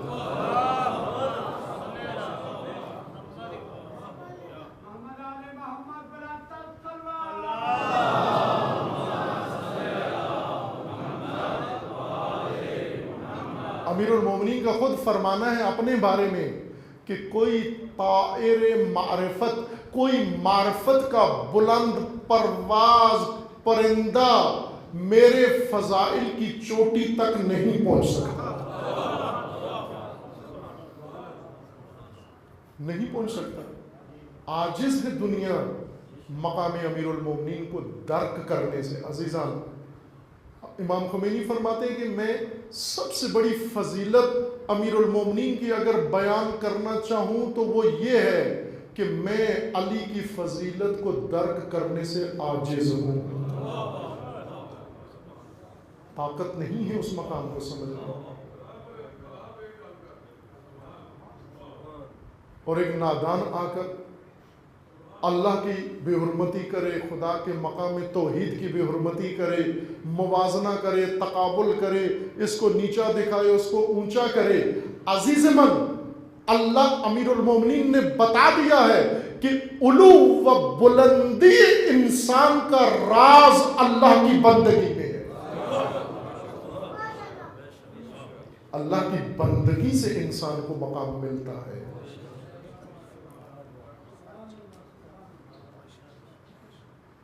یہ تقابل سنتے ہیں، معزوز ہوتے ہیں، یہ بے دینی ہے۔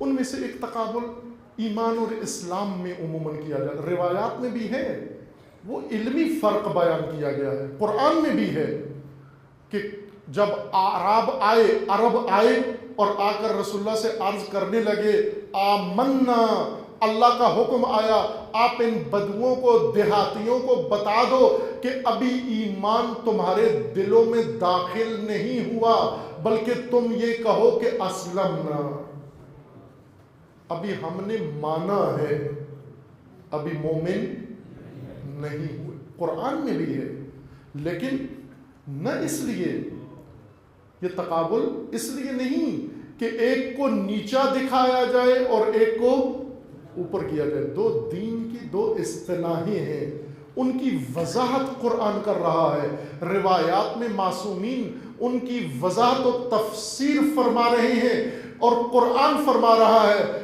یا ایھا الذین آمنوا لا تموتن الا وانتم مسلمون، اے مومنو خبردار رہنا، جب تمہیں موت آئے تو مسلمان مرنا۔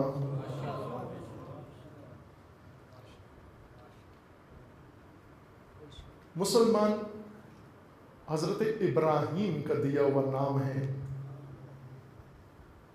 حضرت ابراہیم کو بھی قرآن کریم نے مسلم کے عنوان سے ذکر کیا ہے کہ حضرت ابراہیم مسلم ہے، یعنی محض تسلیم، اللہ کے مقابلے میں تسلیم، جو چوں چرا نہ کرے، چوں چرا نہ کرے، یہ نہ کہے یہ کیوں، یہ کس لیے، یہ کیسے، چوں چرا نہ کرے، تسلیم ہو جائے، جو اللہ کی طرف سے فرمان آئے اسے بجا لائے۔ ابراہیم زرخیز علاقے سے، آباد شہر سے، اپنے اچھے گھر سے نکل کر اپنی اولاد کو، نو مولود کو، زوجہ کو لے کر ایک وادی سنگلاخ میں لے جاؤ، حضرت ابراہیم نے نہ چوں کی نہ چرا، دونوں کا ہاتھ پکڑا جا کر وادی سنگلاخ میں، لم یزرع وادی میں، مکہ کے سنگلاخ پہاڑ میں، جہاں آبادی بھی نہیں تھی، انسان نہیں تھا، جہاں پانی کا قطرہ نہیں تھا، نہ آسمان سے ٹپکتا تھا نہ زمین سے نکلتا تھا، وہاں پر جا کر اپنی زوجہ کو اور اپنے نومولود فرزند کو وہاں پر چھوڑ آئے، اور چھوڑ کر واپس آ گئے۔ اللہ کا حکم یہ تھا کہ چھوڑ کر واپس بابل واپس آ جاؤ، واپس آ گئے۔ اب وہ زوجہ اور نومولود دونوں امتحان میں پڑے۔ ابراہیم ان کے لیے پریشان نہیں ہے۔ عزیزان، جو ہمیشہ اپنی اولاد کے لیے پریشان ہو جاتے ہو، اپنے اہل و عیال کے لیے پریشان ہو جاتے ہو کہ یہ کھائیں گے کہاں سے، ان کا محافظ کون ہے، اگر سیرت ابراہیمی پر عمل کر کے، تقوی اختیار کر کے مسلم بن جاؤ، تسلیم ہو جاؤ اور ہر چیز اللہ کے سامنے تسلیم کر دو، تو خدا تمہارا بھی محافظ ہے، تمہارے اہل و عیال کا بھی محافظ ہے۔ بچہ تشنا ہوا، ماں سے بچے کی تشنگی دیکھی نہیں گئی، اٹھ کے ندائیں لگانا شروع کی۔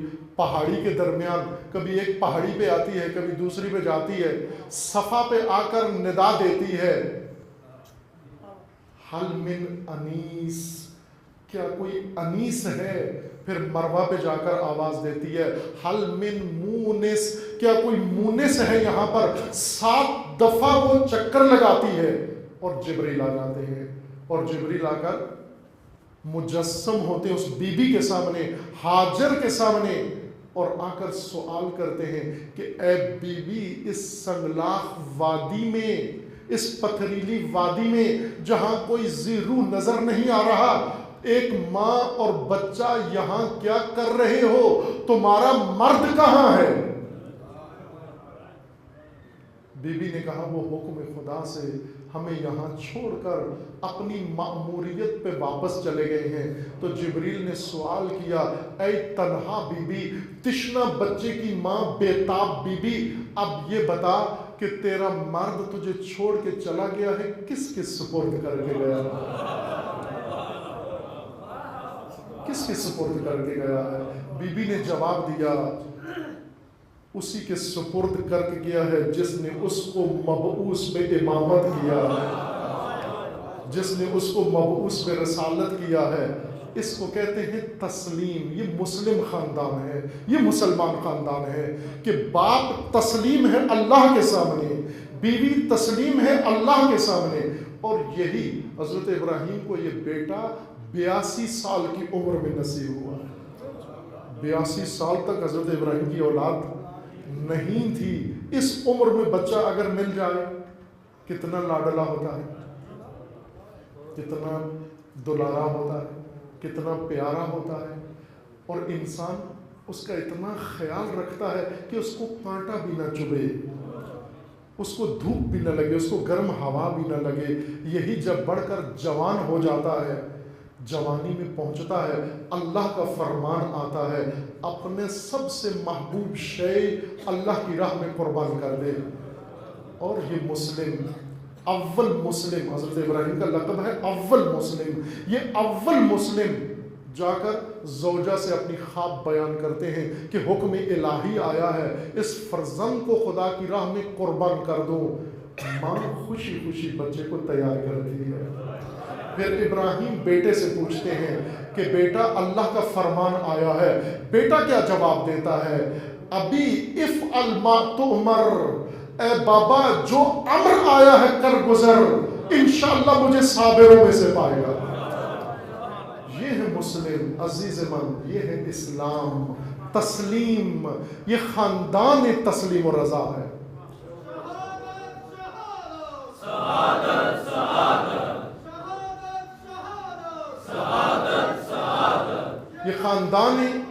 یہ خاندان تسلیم و رضا ہے۔ وَلَا تَمُوتُنَّ إِلَّا وَأَنْتُمْ مُسْلِمُونَ۔ مسلم، میں اشارہ کر دیتا ہوں، ابھی اس بات کو کھولنے کا وقت نہیں ہے، اشارے پہ مجلس کو یہیں پہ تمام کرتے ہیں، باقی اس کا اگلا حصہ کسی اور توفیق میں انشاءاللہ عرض ہوگا۔ بعض اوقات انسان کے عنوان، جیسے ہم بہت کچھ کہلاتے ہیں، کسی نہ کسی قوم سے، ذات سے تعلق رکھتے ہیں، علاقے سے تعلق رکھتے ہیں۔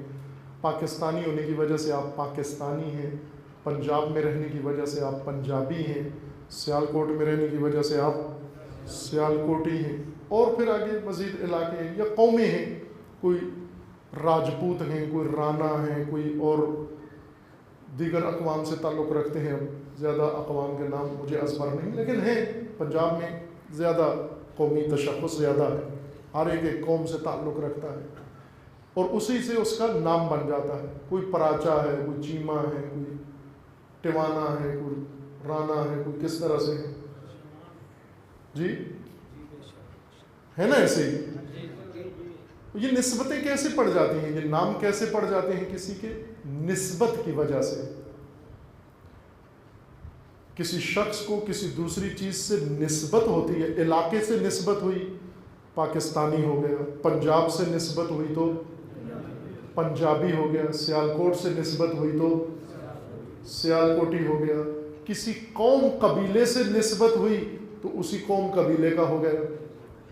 نسبتوں کی وجہ سے انسان کا نام پڑ جاتا ہے یا عنوان لگ جاتا ہے انسان کے اوپر۔ ایک اور سبب عنوانوں کا، عناوین کا ایک اور سبب صفات ہیں۔ انسان کے اندر کچھ صفات پیدا ہوتی ہیں، نسبتیں نہیں، صفات پیدا ہوتی ہیں۔ مثلا ایک انسان ہے، بڑا دلیر ہے، کہتے ہیں بہت بہادر آدمی ہے، نڈر ہے، اور یہ نسبت کی وجہ سے نہیں یہ نام اس کا پڑ گیا، بلکہ صفت کی وجہ سے نام پڑ گیا۔ ایک آدمی بڑا سخی ہے، بڑا مہمان نواز ہے، سارے علاقے کے اندر شہرت ہے اس کی، سخی ہے، تو یہ نسبت کی وجہ سے سخی نہیں ہے بلکہ صفت کی وجہ سے سخی ہے، اس کے اندر یہ صفت پائی جاتی ہے۔ بہت ساری صفات ہیں، منفی بھی ہیں، مثبت بھی ہیں۔ انسان اپنی صفات کی وجہ سے بھی ملقب ہوتے ہیں اور معنون ہوتے ہیں، ان کے القابات، عناوین صفات کی وجہ سے مشہور ہو جاتی ہیں۔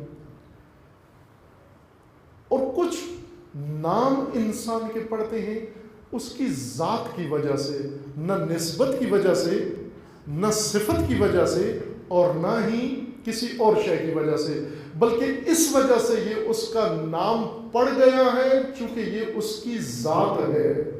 ذات سے مراد کاسٹ نہیں، ذات سے مراد حقیقت، ذات یعنی اس کی حقیقت یہ ہے۔ تمام اشیاء ایسے ہیں، آپ کسی صنعتی چیز کو لے لیں، زرعی چیز کو لے لیں، مثلا گندم کے آپ کے یہاں کئی نام، کئی لقب ہیں، علاقے، کسی خاص علاقے میں پیدا ہوتی ہے یہ گندم، چاول پیدا ہوتا ہے، اس نسبت سے اس چاول کا ایک نام پڑ گیا۔ اس چاول کے اندر ایک صفت بھی پائی جاتی ہے، اس کی وجہ سے اس کا ایک اور نام پڑ گیا، اور اس چاول کی ایک حقیقت ہے، جینیٹک حقیقت ہے، اس وجہ سے بھی اس کا ایک نام پڑ گیا۔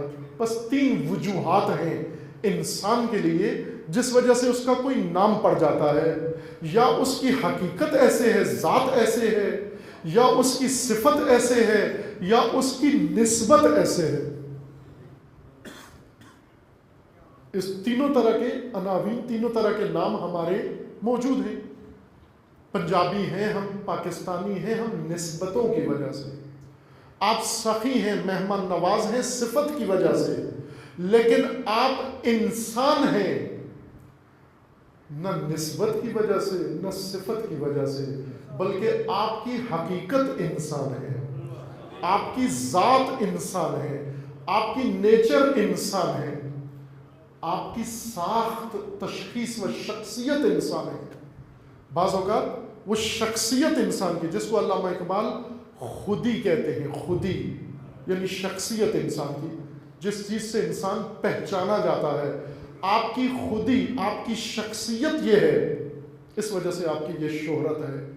عزیزان، ایک مسلم نسبت سے مسلم بنتا ہے اور ایک مسلم صفت سے مسلم بنتا ہے، اور ایک مسلم شخصیت سے مسلم بنتا ہے۔ جو مسلمان کے گھر میں پیدا ہو گیا اس کو اسلام سے نسبت ہے، اس وجہ سے مسلمان کہلا رہا ہے۔ اور بعض ایسے ہیں کہ جن کے اندر کوئی صفت آ گئی ہے، اس صفت کے نتیجے میں مسلمان ہے، عبادت کرتا ہے، کلمہ پڑھتا ہے، بندگی کرتا ہے، اطاعت کرتا ہے، اس وجہ سے مسلمان کہلاتا ہے۔ اور ایک وہ شخص ہے جس کی شخصیت ہی مسلمان ہے، جس کی شخصیت اسلام ہے، اسلام اس کی شخصیت کا جزو و حصہ بن گیا ہے، ایک اس کو مسلم کہا جاتا ہے۔ قرآن کریم جو فرما رہا ہے لا تموتن، اے مومنو جب مرو تو مسلمان مرنا، اس سے مراد یہ نہیں ہے کہ جب مرو تو تمہاری نسبت اسلام سے ہونی چاہیے۔ نسبت سے جو مسلمان مرتا ہے وہ مسلمان نہیں، چونکہ مسلمان تسلیم سے مسلمان ہوتا ہے، نسبت سے مسلمان نہیں ہوتا، مسلمان صفت سے بھی مسلمان نہیں ہوتا، بلکہ شخصیت سے مسلمان ہوتا ہے۔ ابراہیم کیوں مسلم ہیں؟ اس لیے کہ ابراہیم کی شخصیت میں اللہ کے سامنے تسلیم ہو جانا اس طرح سے رچ بس گیا ہے کہ تسلیم ابراہیم کا نام ہے اور ابراہیم تسلیم کا نام ہے۔ ابراہیم اپنی اولاد کو وصیت کر رہے ہیں، لا تموتن الا وانتم مسلمون، اے مومنو تقوی اختیار کرو، حق تقوی اختیار کرو، اور جب مرو تو مسلم مرنا۔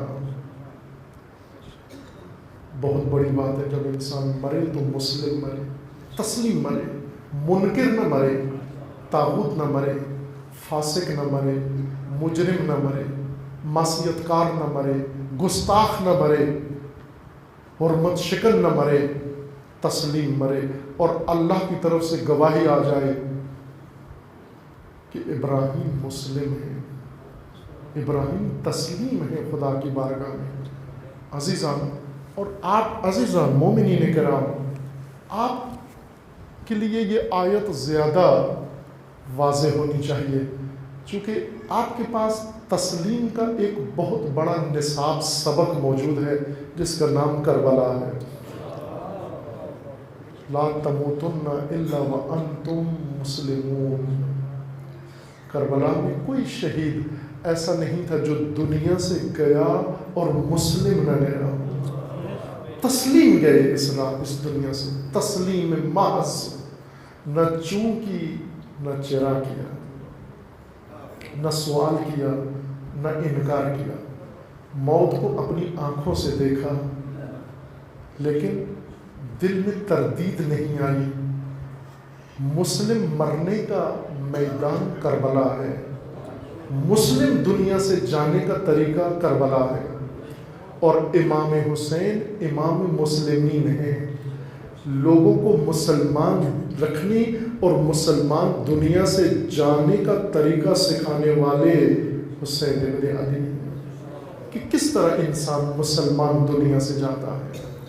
سید الشہداء کے روایات میں ہیں آخری کلمات جو لب اقدس سید الشہداء سے، زخمی لبوں سے جو نکل رہے تھے، زخمی گلو سے، سید الشہداء کے گلوئے اطہر میں تیر لگا تھا، اور روایات میں ہے کہ تیر بھی ایسا ہوا تھا جو آر پار ہوا تھا، اور یہ تنہا تیر تھا جو سید الشہداء نے کھینچ کے نکالا تھا، باقی سارے تیر جس میں اطہر میں رہے جتنے لگے تھے، سید الشہداء نے کوئی تیر باہر نکالا نہیں۔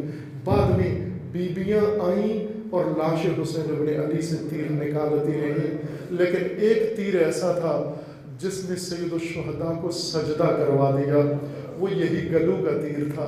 جب گلو میں تیر لگا تو سید الشہداء نے اس کو گلو سے نکالا باہر۔ تیر کی آپ کو دیکھا آپ نے نوک ہوتی ہے، اور اس کی نوک ایسے ہے کہ جب پیچھے کو کھینچا جائے تو سب کچھ ساتھ گوشت کھینچا ہوا آ جاتا ہے۔ جب سید الشہداء نے وہ تیر کھینچا، وہ تیر باہر آیا تو صرف تیر ہی باہر نہیں آیا، عزیزان من گلوئے اقدس حسین کو چھیدتا ہوا باہر آیا۔ اس گلو سے، اس لبے تشنا سے سید الشہداء کے یہ الفاظ تھے آخری۔ راوی نے جو سنے، قاتل نے گواہی دی کہ میں نے یہ سنا۔ جب امیر مختار نے قاتل حسین ابن علی سے پوچھا کہ آخری جملات کیا تھے، اس نے بھی گواہی دی کہ یہی جملات تھے۔ وہ کیا جملات تھے؟ لا الہ الا انت لا شریک لک تسلیما لامرک رضا برضائک بقضائک تسلیما لامرک لا الہ الا انت لا شریک لک۔ اے پروردگار تیرا کوئی شریک نہیں ہے، میں تسلیم ہوں تیرے امر کے سامنے، زیر خنجر تسلیم ہوں تیرے امر کے سامنے۔ یہ مقام تسلیم و رضا ہے۔ سید الشہداء وارث ابراہیم ہے عزیزان، اور ابراہیم ہے مسلم اول مسلم، جنہوں نے اللہ سے ذریت مسلمہ کی دعا مانگی اور پھر یہ ذریت مسلمہ خدا نے عطا فرمائی. یہ طیب و طاہر ذریت ابراہیم کو اللہ نے عطا فرمائی اور درس تسلیم و رضا دیا. اور جب ابراہیم کا شیرخوار تشنہ ہو گیا اور مادر اسماعیل اپنے شیرخوار کو دیکھ کر پانی کے لیے بےتاب ہوئی، صفا و مروہ پہ آ کر دوڑ لگائی، وہی دوڑ جو حج کے آج مناسک میں شمار کر دی گئی کہ ہر مومن جائے اور ہاجر کے عمل کو تکرار کرے، اس کا حج ہو جائے گا. لیکن پھر خداوند تبارک و تعالیٰ نے اپنا لطف شامل حال کیا اور تشنہ شیرخوار کی ایڑیوں کے نیچے سے چشمہ برآمد ہو گیا، پتھروں کے اندر سے چشمہ برآمد ہوا. حضرت ابراہیم نے اپنے جوان کے گلے پہ چھری رکھی اور اللہ کی طرف سے فرمان آ گیا، قد صدقت الرؤیا، اے ابراہیم آپ نے اپنا عہد سچ کر دکھایا ہے. بس ہمیں اتنا ہی مقصود تھا. اے ابراہیم آپ تسلیم ہو گئے، آپ اس مقام اعلیٰ شامخ پہ فائز ہو گئے. اب اس سے اگلی منزل کو آپ چھوڑ دیں. ترکناہ فی الآخرین، اگلا مرحلہ آخرین میں چھوڑ دیا ہے، آنے والوں کے لیے چھوڑ دیا ہے. اے ابراہیم اگلا مرحلہ بڑا سخت ہے کہ جب چھری چلے اور چل کے گردن کٹ بھی جائے، جب خنجر چلے اور خنجر سے گلا کٹ بھی جائے، اور جب تشنہ شیرخوار ہاتھوں پہ آئے تو پیاس بجھ جائے. نہ چشمہ نکلا ایڑیوں سے بلکہ ایڑیاں رگڑتا ہوا گلے سے خون کا چشمہ نکلتا ہوا. یہ سخت منزل ہے ابراہیم، یہاں مقام تسلیم و رضا، یہاں تیری ذریت میں چھوڑ رہا ہو. اے ابراہیم تو نے سچ کر دکھایا. اور پھر تاریخوں نے لکھا کہ وہ تسلیم کا امام اپنا شیرخوار لے کر میدان میں آ گیا اور دشمنوں کو کہا، لعینو اگر تمہارا کوئی قصور ہوگا تو میں نے کیا ہوگا، یہ بے گناہ بچہ ہے، یہ بے قصور بچہ ہے. اس وقت اس لعین نے کہا، اے حرملہ جلدی بچے کی پیاس بجھا. بچے کی پیاس بجھانے کے لیے اس لعین نے تیر اٹھایا اور اٹھا کر اصغر کے گلو کا نشانہ لیا اور نشانہ لے کر اس نے دوبارہ وہ تیر زمین پہ رکھ دیا. عمر سعد پوچھتا ہے تیرا نشانہ خطا کیوں چلا گیا؟ کہنے لگا کہ جب میں بچے کے گلے کا نشانہ لیتا ہوں تو حسین کی پشت پر دھرے خیمہ پر ایک پردہ دار نظر آتی ہے، اس کے تڑپنے سے لگتا ہے بچے کی ماں ہے، اور اس طرح بے تابی سے مجھے کہہ رہی ہے، حرملہ اپنے تیر کو دیکھنا، میرے بچے کا گلا دیکھنا. اللہ لعنت اللہ علی الظالمین. فَسَيَعْلَمُ الَّذِينَ ظَلَمُوا وَأَيُّ مُنْقَلَبٍ يَنْقَلِبُونَ اللہم بحق اسمک العظیم الأعظم الأعز الأجل الأکرم. یا اللہ یا اللہ یا اللہ یا اللہ یا اللہ یا اللہ یا اللہ یا اللہ یا اللہ. خدا بندہ بحق محمد و آل محمد ہمارے اس قلیل سے ذکر کو اپنی بارگاہ میں قبول فرما. جو مومنین اس دنیا سے رحلت فرما کے انہیں جوار رحمت میں مقام نصیب فرما. جس مرحوم کے لیے یہ مجلس عزا برپا کی گئی ہے، حاضرین کے مرحومین کے لیے، بانیان مجلس کے مرحومین کو پروردگارہ جوار رحمت میں مقام نصیب فرما. ان سب کے گناہ صغیرہ و کبیرہ کو معاف فرما، انہیں دامن عفو و مغفرت میں مقام عطا فرما. خدا بندہ بحق محمد و آل محمد انہیں جوار ائمہ اطہار نصیب فرما. ان کے سوگوار خاندان کو صبر و شکیبہ عطا فرما. پروردگارہ بحق محمد و آل محمد جو مومنین مریض ہیں، علیل ہیں، انہیں شفاء کاملہ نصیب فرما. خدا بندہ جو بے اولاد ہے انہیں نیک صالح اولاد نصیب فرما. جو صاحب اولاد ہے ان کی اولاد کو ہر شر و بلیہ سے محفوظ فرما. جو بے روزگار ہے انہیں رزق حلال نصیب فرما. جو کسی مشکل و مصیبت میں گرفتار ہیں ان کے تمام مسائل و مشکلات کو برطرف فرما. خدا بندہ امت اسلامیہ کو ظلم و ستم سے نجات عطا فرما. ان ظالمین کو ظلم سمیت نیست و نابود فرما.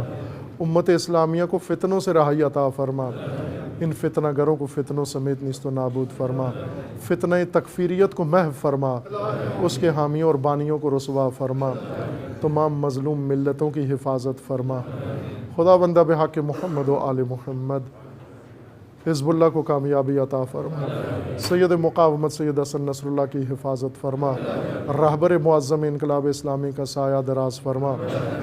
انقلاب اسلامی کو دشمنوں کے شر سے محفوظ فرما، انقلاب اسلامی کو انقلاب امام زمان کے ساتھ متصل فرما، مملکت پاکستان کی حفاظت فرما، اس ملک کو اندرونی بیرونی دشمنوں کے شر سے محفوظ فرما، ملک کے اندر امن و امان قائم فرما، ملک کے اندر دہشت گردی، فرقہ واریت، فتنہ فساد و نفاق پھیلانے والوں کو نیست و نابود فرما، ان کے حامیوں اور بانیوں کو رسوا فرما، پیروان امیر المومنین جہاں کہیں بھی ہیں، بالخصوص حجاز میں، یمن میں، بحرین میں، نائجیریا میں، افغانستان میں، شام میں، لبنان میں، عراق میں و بالخصوص پاکستان میں، ان کے عزت و مال و جان و ناموس کی حفاظت فرما، اپنے ولی حق ولی اللہ العظم اجل اللہ تعالی فرج و شریف کا جلد از جلد ظہور فرما، ہمیں حضرت کے اعوان و انصار میں سے ہونے کی توفیق عنایت فرما۔